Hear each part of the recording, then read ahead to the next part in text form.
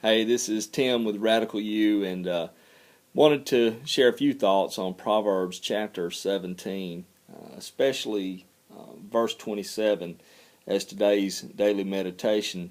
The King James Version of Proverbs chapter 17, verse 27 reads this way. It says, He that hath knowledge spareth his words, and a man of understanding is of an excellent spirit.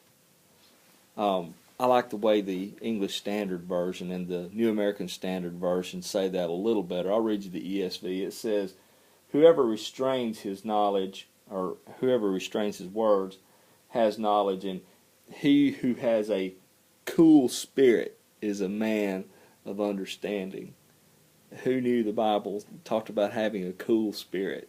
I think it's kind of cool that it says that, and actually the Hebrew word for that is in the original manuscript is cool. It means to chill, literally, not figuratively. But here the writer uses it in a figurative sense, and it is literally cool spirit is what the original language of Proverbs chapter 17, verse 27 says. But to the point.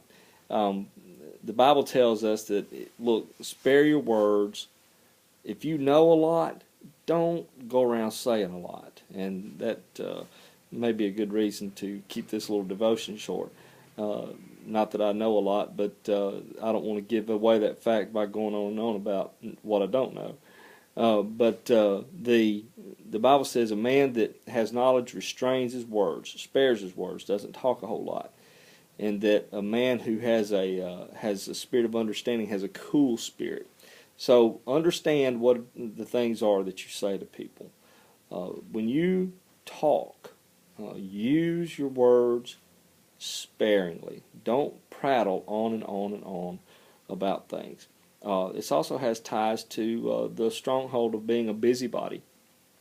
A person who goes around talking about other people, talking about them behind their backs. Gossiping certainly has a role in that stronghold. The Bible tells us, again, a person who has a cool spirit is a person of understanding. A person of knowledge sparingly uses his words. So the counsel to us from Proverbs, at least in this verse of chapter 17 today, is to be closed-mouthed about things. And this week in Radical U, we're going to talk about the two great commandments. We've already discussed one, which is loving God first, God being our first responsibility. And then the second commandment that Jesus gave in Matthew chapter 22 was to love your neighbor as yourself. And one way that we love our neighbor is to spare them a lot of things that we would say to them. When we foist unnecessary burdens onto our neighbor, that's not very loving.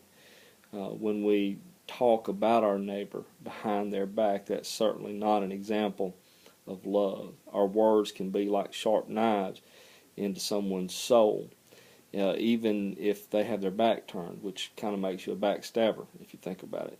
So talk good things. The Apostle Paul said that whatsoever things are true, whatsoever things are honest, whatsoever things are just, whatsoever things are pure, whatsoever things are lovely, whatsoever things are of good report, if there be any virtue, if there be any praise, think on these things. Jesus said, as a man thinks in his heart, so is he. And the Bible also instructs us that whatever comes out of our mouth is an indication of what's in our heart. So, if we live according to Proverbs chapter 17, verse 27, and we use our words sparingly, and we restrain our words, and we have a cool spirit, then one of the fruits of that trait is going to be that the things that come out of our mouth are going to be things that uplift the people around us, instead of weighing them down and burdening them further. So remember the folks around you this week. It'll benefit you. It'll benefit me if I keep that in my heart and my mind and meditate on that as well.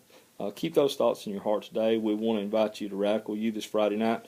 This past Friday night at 7 o'clock, we had a wonderful time.